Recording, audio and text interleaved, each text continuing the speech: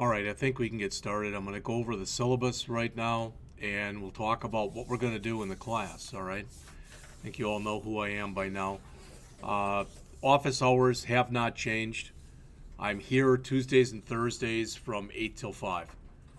Mondays and Wednesdays, I'm just here till 12, all right? And mention this to you. I may have mentioned this yesterday, but I'm going to mention it again anyway.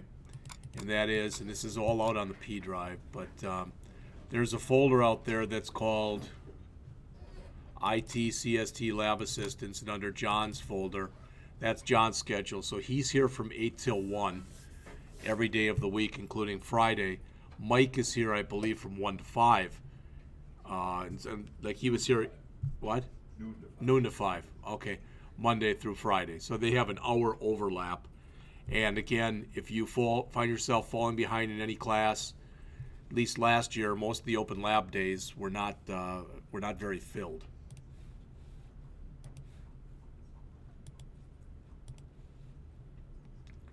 All right, I didn't change the date on that, but that's okay. This is secure coding. Really, it's called secure coding in C, but they didn't want me to put that in there. And the class is basically a C programming class. All right. And what I plan on doing is spending about the first 9 weeks going over C, and then the last 8 weeks going over iOS stuff. All right, because that'll prepare us for the iOS class that you take in the spring semester. So this is all right out of Banner, so I'm not going to read that. Ideally, you're going to get an intermediate understanding of the C programming language. This is the book. It's called A Book on C. All right. I just happened to look, and I remember Amber said this yesterday. So I went out there to the internet and found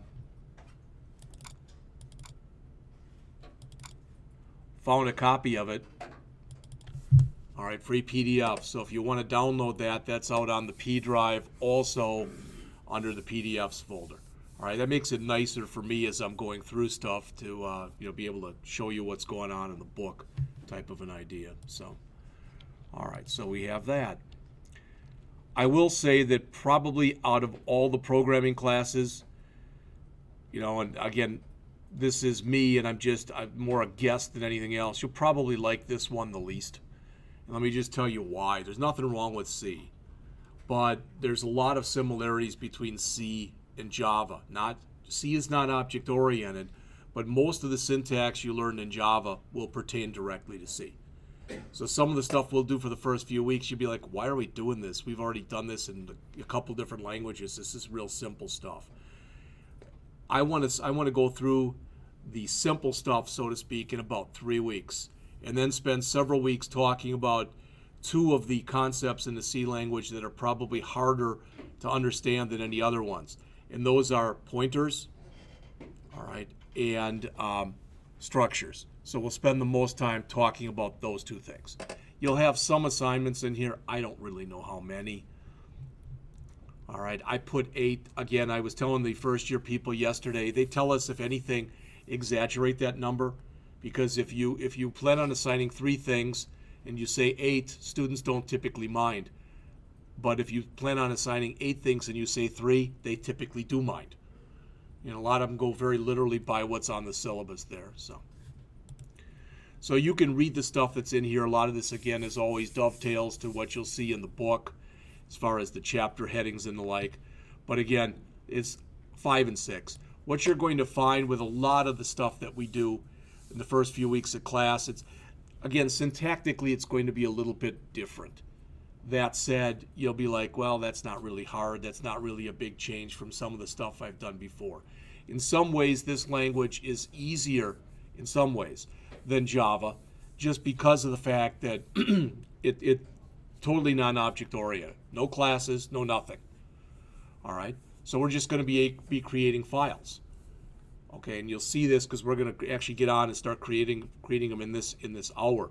All right, but in some ways you probably won't like it, and that's when we get to structures and pointers, especially pointers, because most languages allow you to use pointers, but not directly. C is one of the most powerful languages that exists because of the fact that it has pointers. All right, and it gives you unbelievable power. C is also, in some ways, not a forgiving language. So when you've got a language like Java, and if you come in and you create an array, and you say the array has 10 elements in it, in Java, if you try to reference the 25th element in a 10-element array, you get an array index out of bounds exception. C lets you do it. And it doesn't tell you that it's doing it, and it goes out to whatever is there in memory, and it overwrites it, what's there. That's why, remember the old days of the blue screen of death? That was from a lot of apps that were written in C. People would go and overwrite the operating system because they had runaway pointers or whatever. You can still do that. All right, so we'll talk about some of that when we get to that point. As always, that the material is both on the P drive and it's under Blackboard. I just wanted to show you real quickly here.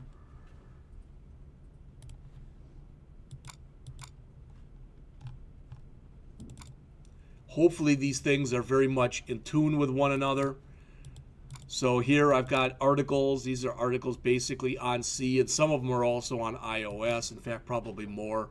The homework, as always, will be in there. Anything we do in class will be in there. The PDFs, including the book, like I mentioned. And the iOS succinctly and the Objective-C succinctly, that'll be for the last part of class. This is a C programming tutorial. If you've never gone out and looked at the stuff out here, this is from Tutorials Point. There's a lot of really good information in here. It's like a book. They don't look like they're posing, do they? And it's about 150 pages long. All right. They didn't provide the source code for the book, so I guess that's empty. Syllabus is in here. Course evaluation, etc. is in here. So all that good stuff. And then when you go in and you go out to, so this is for the class also. Again, the syllabus, the course evaluation, the videos, as always, will be out here. All right, or links to the videos. Again, no book source, no PowerPoints, the in-class stuff, the homework stuff, announcements. And I keep saying this because they keep telling me to. There is a discussion board that's out there if you ever decide to use it.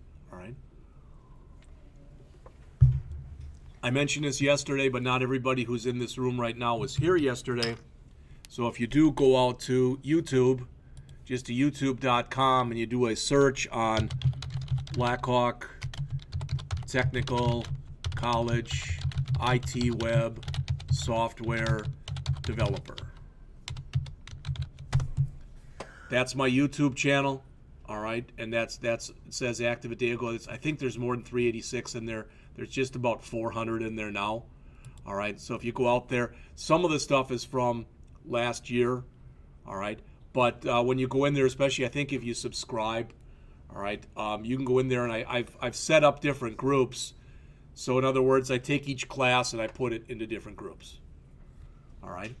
The other thing that I've done this year, and I don't think anyone who's in here is going to need this, but I'm going to tell you about it anyway. Whoops. And let me grab all that.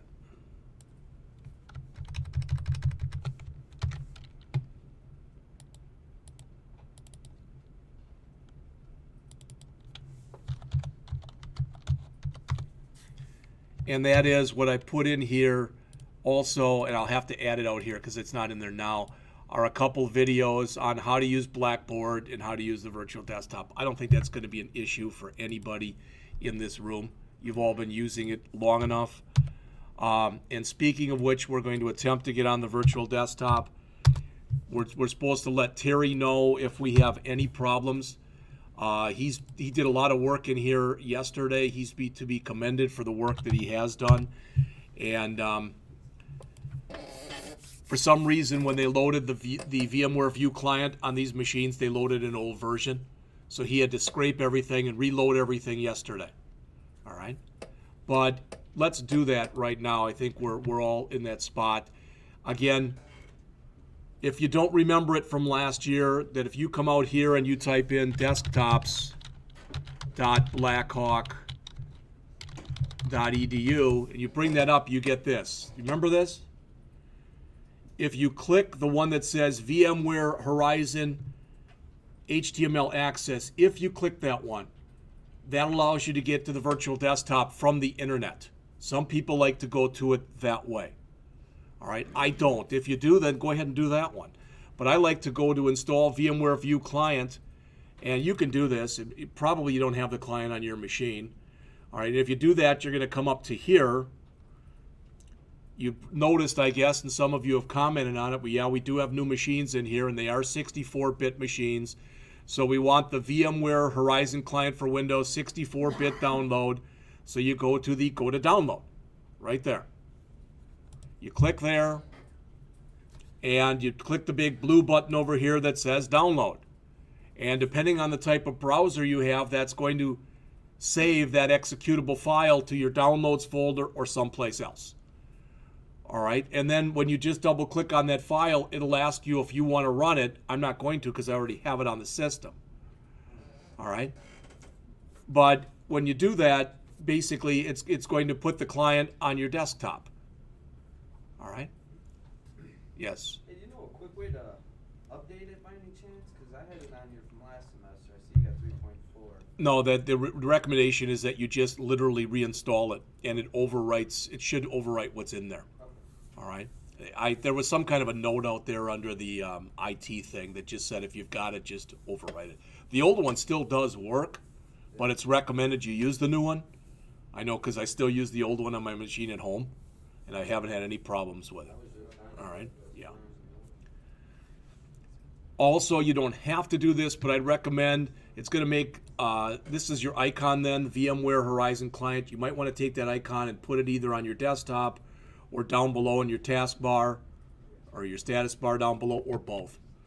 But if you double click this, it brings this up. It brings up desktops.blackhawk.edu, and if you double click that, you just log in the regular way, and hopefully everybody remembers this from last year.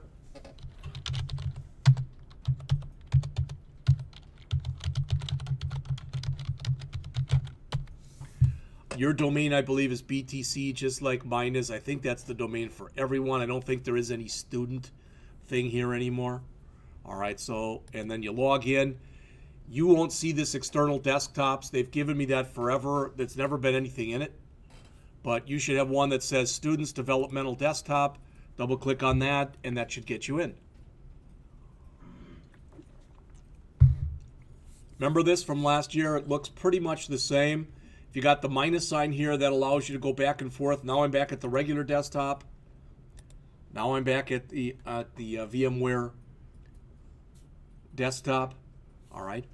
And a couple things, you probably have heard this stuff before, but if you just look up on the screen for a minute, I'm just trying to be complete here. If you click right there, if you click that X, and it says, do you want to disconnect from the desktop? You do disconnect. Any programs that you have up and running remain up and running. All right? So you can leave that go if you want to. But if instead of doing that, you go to Start and you go to Log Off, that closes any programs that you have running, and then it closes the desktop. And one more thing, two more things. First of all, it is a desktop. I keep saying this stuff. But anything that's on there, occasionally this gets corrupted. On average, I'd say probably one person's desktop, VMware View desktop, gets corrupted per semester. So you're probably thinking, oh God, that's always me. All right, well, if that's the case, back everything up to the H drive and or back it up to a flash drive. All right. Also, you can only have one of these running at a time. So if when Travis left this morning, he'd started up his VMware View virtual desktop at home, then he comes in here and starts it up, it'll shut him off at home. All right. There are 70 of these, and between my students and Jim Schmidt's students, there are about 60 students around, so that means we have about 10. That's the good news. That means that if for some reason somebody tries to get into the virtual desktop and you have problems, literally what he does then is he just gives you a new desktop in the pool. All right? And but if he has to do that, you lose everything that's on your current desktop. All right, but he wanted to keep some extras just in case there was a problem. Do you want to say something, John? Under the options menu up at the top too, you have your choice between logging off and disconnecting. Okay, there you go. And it appears as though the ability to connect to a USB drive is better this semester than it was last semester. You'll notice mine says Kingston Store and Go. I've actually got that. I loaded that on the regular desktop, but it recognizes it both on the regular desktop and on the virtual. Last semester, that wasn't the case. You still have to have a check mark there. No, I know. I have to check it to make it. But what I'm saying is, last semester it didn't even recognize it on here. If I put a flash drive in before I got in, at least on my machines, it did not recognize it on that machine. Now it does. You're right. I still have to check on it. And I could do the same thing with my mic, which I'm not going to. Yes. Hey, I'm installing that VMware. Should I use IP? Are they using IPv4 or 6? I think 4. I just do the default. Yeah, it should be the default, which should be 4, I think. Yeah. All right. Now, a couple things, just so you see this stuff. And I'm doing this because virtually everyone who's in here is in one or more of the classes today. So we don't have to do this for every class. All right. So when we get in here, as far as the programs that you've got in here, just so you see this stuff, go through it a little bit. I did ask them to put a PDF reader on here because that bugged the hell out of me last year that we didn't have one, even though I asked them to put one on there. All right. We now have Aptana Studio on here. So if you decide, for example, when we go into PHP this afternoon, I'm still going to use Trusted and True Notepad++. But if you want to use Aptana Studio, you can. You can even customize it's an IDE/editor that you can customize for PHP if you want to. All right, Brackets is another one. It's a very simplistic editor that's typically used for HTML and JavaScript and stuff. You can use that. There is Komodo Edit is on here someplace, and Sublime 2 or Sublime Text 2 is on here. Some people like to use that. All right. Now, like it, don't like it, it really doesn't matter, but just a couple more things.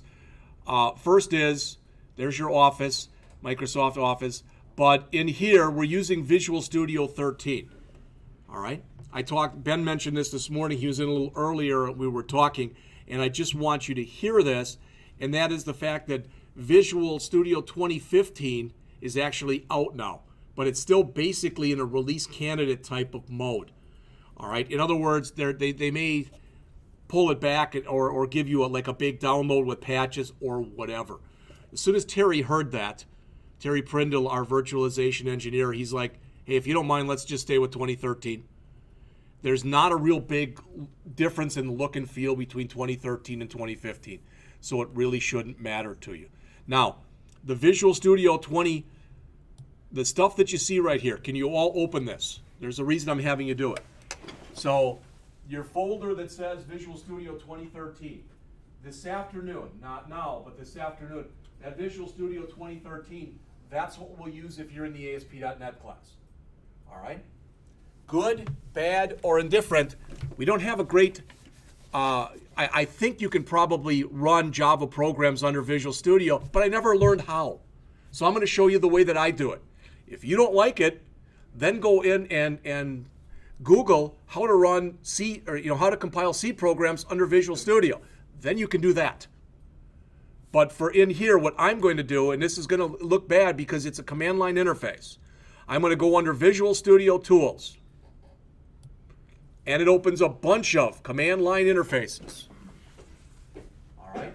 What I'd suggest you do is right mouse click on here where it says Developer Command Prompt and drag it out here and put a shortcut on your desktop. All right. Again, it's probably possible to run C programs under Visual Studio. I just have never learned how to do it. I've never really had the desire to learn how to do it. There are a bunch of free C IDE/editor/compilers that you can get too. All right. Most of the ones that I've tried, I haven't liked.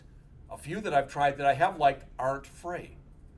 All right. And one of my goals in this program is that students never have to pay for any software. All right.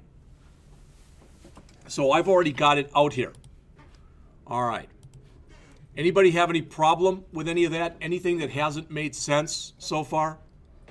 All right. So I'm going to come in and write a real simple C program. So I'm going to come in here and I'm just going to go into Notepad and start with a blank slate right here. All right.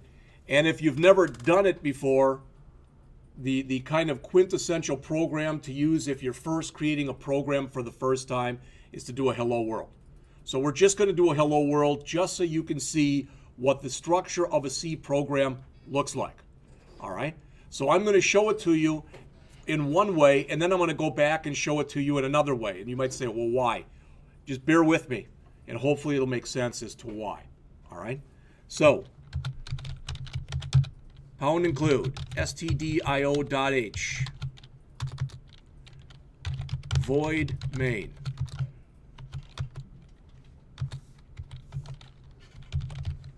Printf hello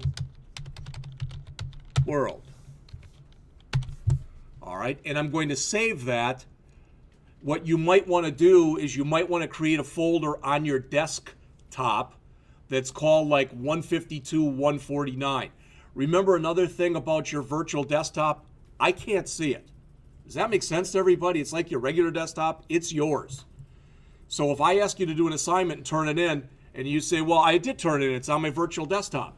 That doesn't do anything for me. All right?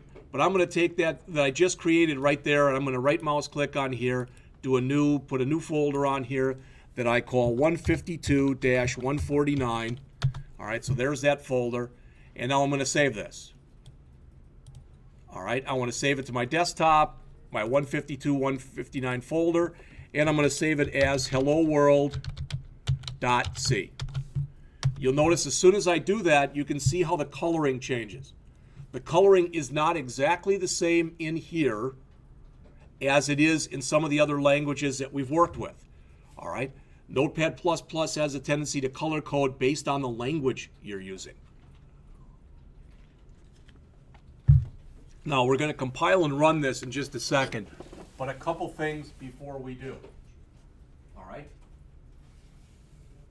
This first line right in here, it says pound include, and then it has in angle brackets stdio.h.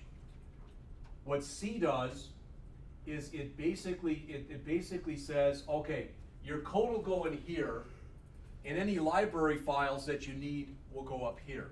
And you include any library files that you need by using pound include statements. Does that make sense?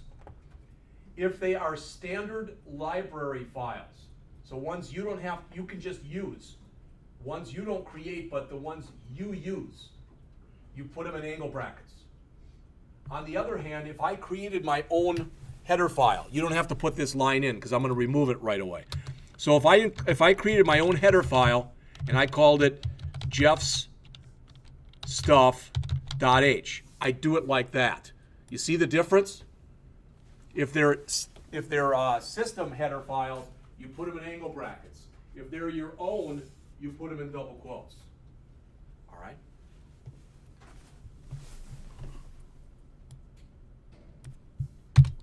All right, the next line in here, that's not really written the way you should write a C program, and I'll show you the way you should write it in just a second.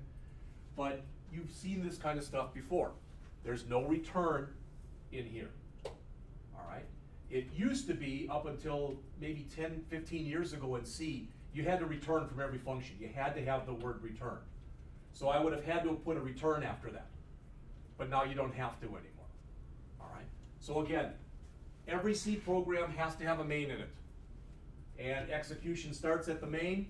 You can set this up so that there are things in here, and we'll talk about that in just a couple minutes. All right? But right now we've got main. It requires no parameters. It returns nothing. Just like Java, just like some of the other languages that you've used before, this is block structured language, and everything you do is between curly braces. All right? And printf technically means print formatted, and if it's a string, the string must go in double quotes. Can't use single or double, must be within double quotes. All right? And you must unlike JavaScript, you must put a semicolon at the end of every executable line. That's pretty much it. All right, so I've saved this, and if I look in here, there's the file, and you can see it's got a little favicon on there that's got a C on it. All right, and the way that I run this then is I bring up my developer command thing right here, and I have to go to the desktop, all right, which is D:. So I've got to change to the D drive, and then CD to users, J Scott, desktop, 152, 149. Now yours won't be the same, but I'm going to the desktop.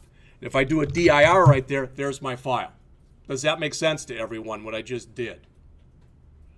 Again, if this is ticking you off and you're saying, I don't want to do it like this, I don't want to do any frigging command line. Let me first tell you that there's a chance if you go to work at a place, you might use command line, all right, for something that you do. So it doesn't hurt to do this, all right? And you get used to this real fast. Now, in order to be able to run the program, you have to first do what's called compile and link it. And the way you compile and link it is you type in CL for compile and link, then the name of the program, hello world.c, and hit enter. And you'll notice I don't have any mistakes. If I made a mistake, if I left off a semicolon or I did something else, all right, if I did something else, I get an error message. There are no error messages in here, so it appears as though it ran okay. And it's letting me know that there is now a hello world.executable file in there. So if I type in dir again, you'll notice what I get. When it went through the compile process, it gave me the OBJ. Then when it linked, it gave me the exe. So to run this now, I just type in the name of the program without the .c. So hello world, and there it is. All right. Is there anyone who tried to do that and had problems doing it? Because I'm going to give you some time to take a look at it. Like I said, if the hardest part that you have with the language as we get started in here is getting the compiler linker to work, it's not going to be a big problem. All right? And again, I'll say it one more time. If you say, hey, there's got to be a better way to do this, then go ahead and Google running C programs under Visual Studio, because probably there's a way to do it. All right? And that's fine. Probably what they'll make you do, you might be able to do it the way that we're doing it under ASP, but you have to come in and build an empty project, and you'll have to do a bunch of other junk that I just didn't want to do. Right. You want to say something?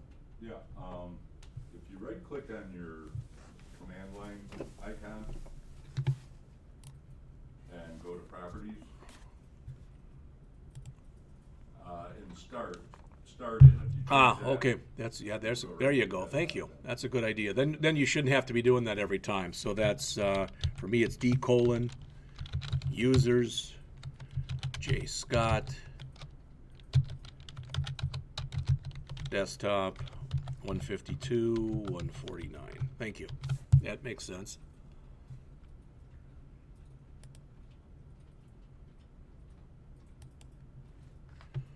All right. Any questions on any of that? Anybody who's didn't work or you don't understand what went wrong? You know, if it did work, go back to it, leave off the semicolon, or spell include wrong, or leave your angle brackets off. All right, just so you can start to see some of the errors, not that you can get, but that you will get over time. Okay, get rid of that number 1 that you've got there at the beginning. All right, and this printf, get over to the end there, remove that. This hello world has got to go inside of those parentheses. Yeah, the double quote hello world, double quote, that has to go in the parentheses.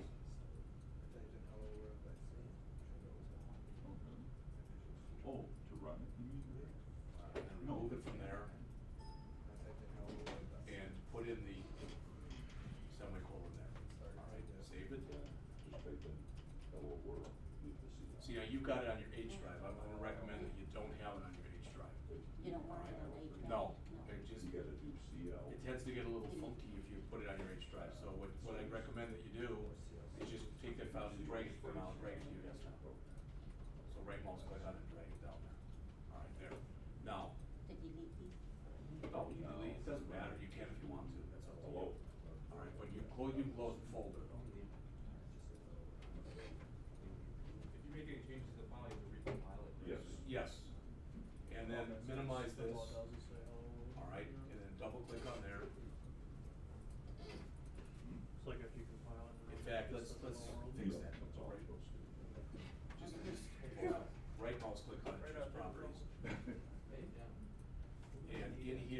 started, change that, highlight that, the whole thing that's in double quotes there. All right, put in double quotes, You gotta put the folder name on it. D colon, That's the name of your folder. Yeah. doesn't matter if it's upper or lower, D colon, That should work, not a semicolon, colon, dot, dot, backslash, no, that's a forward slash. Backslash, users, backslash, TLE, backslash, desktop. Double quote. Hit the apply and then OK. You can just click OK, you should be right there. The folder specified is not valid. It's user, it's not user. Oh, DIR.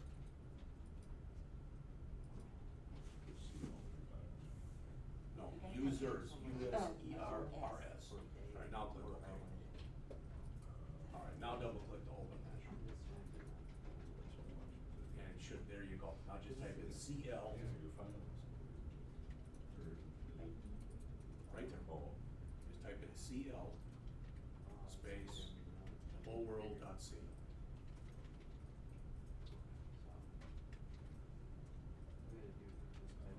Hit enter. Okay, you got syntax error. Line 1. All right, so bring that back up again. I think you had it. No, you don't want to bring individuals to it, just close it. Right, just right mouse click on it, tell it to open it in, don't have plus plus. You still have that one. Oh, it's the same, it's the older file you had before you made the changes. So get rid of that. Make sure that, put that hello world inside of here.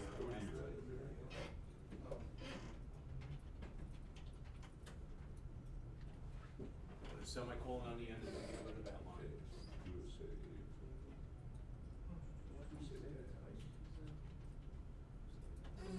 Yeah, you know you've got, and get rid of that parentheses right there. Now save it, Yeah, you gotta save it to that C folder. go back to here, Just call it hello or just hit your up arrow key, right here, hit that, hit enter. hello.c. All right, now type in hello world. Does everybody too know that you have DOS key, so if you want to rerun the, you know, if I compiled it and I made a mistake, and I go back to compile it again, I could just hit my up arrow key on my keyboard. All right, not that that's a big thing, but anything to save you a little bit of time. All right. Now, has everybody gotten theirs to work? Any problems with it? I mean, this is an unbelievably simple program, right? All right. But let's, Is it correct item? what's that? Oh, I have a syntax here. Right. I know that. No, just hello world. No, type it just not, so when you run it, it's just hello world.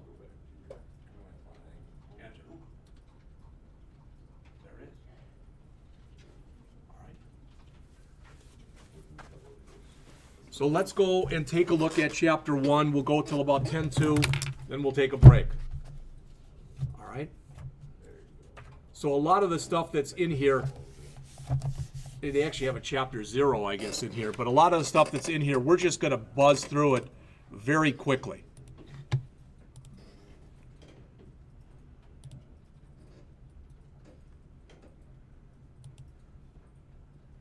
That is what I want.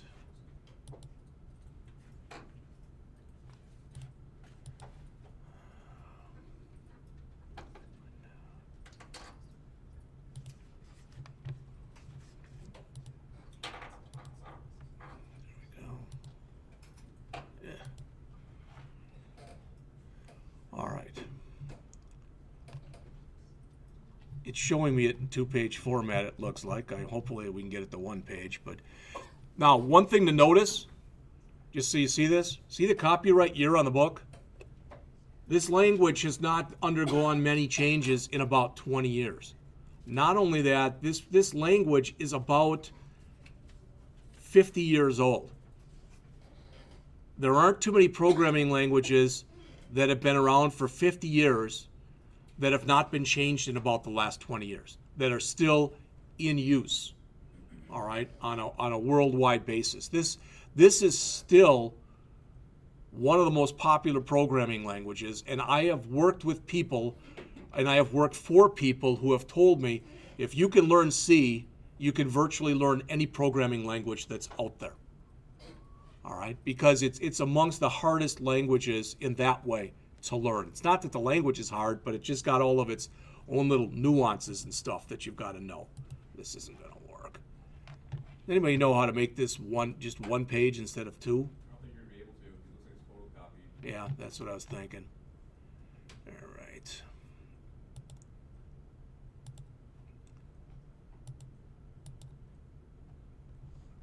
All right, but real quickly, we'll quickly go over starting from zero. We will do the overview of C. All right, we'll talk about the elements and the operators, the fundamental data types, flow control, functions. All right, those first 5 chapters, those first 235 pages, I hope we're done by no later than next week. If we can be done this week, that's great. Then I'll just give you a couple fairly simple programs so you can get used to using these. All right. Then notice chapter 6. That's kind of the chapter where everything changes. All right. And what I mean is it's arrays, pointers, and strings. And the chapter itself is almost 100 pages long. So we will go over that one and we'll slow it down then. All right. Same with chapter 9. 9 goes into 10. All right. But most of the stuff probably after that, 11, 12, 13, 14, I'm not going to go over. So by the end of next week, there's a good chance we'll be done with close to half of the book that we're going to be covering. All right?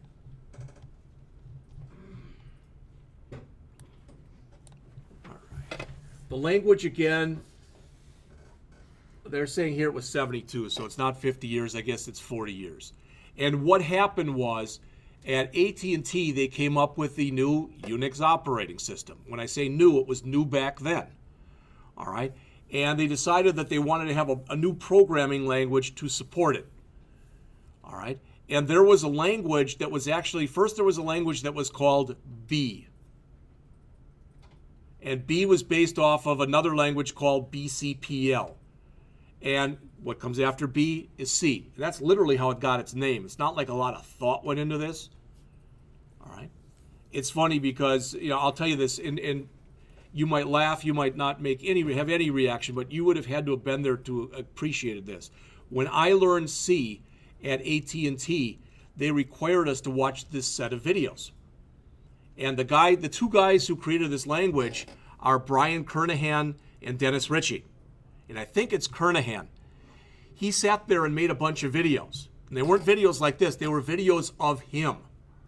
All right? And you'd have, like I said, the guy sits there, and every 30 seconds, he grabs his coffee and he goes. And that's all you hear on these videos. And I had to sit there and watch about 20 of these. And after a while, I wanted to just crawl in there and just smack the SOB in the head. All right?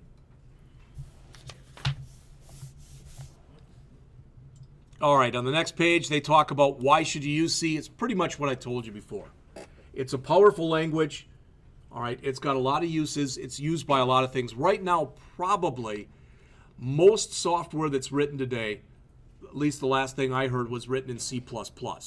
And people have said to me, well, then why don't we teach C++ here? All right, if you learn C, the going from C to C++ isn't that big of a jump.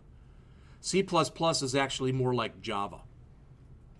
All right, and it used to be called C with classes. Notice, C is terse, and it is.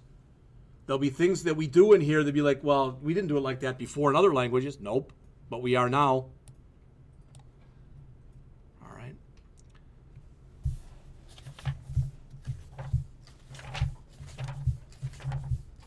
I think that rather than going on right now, let's take a break. It's 8:47. Let's come back at 9. We'll go over at least the first chapter or two at that time.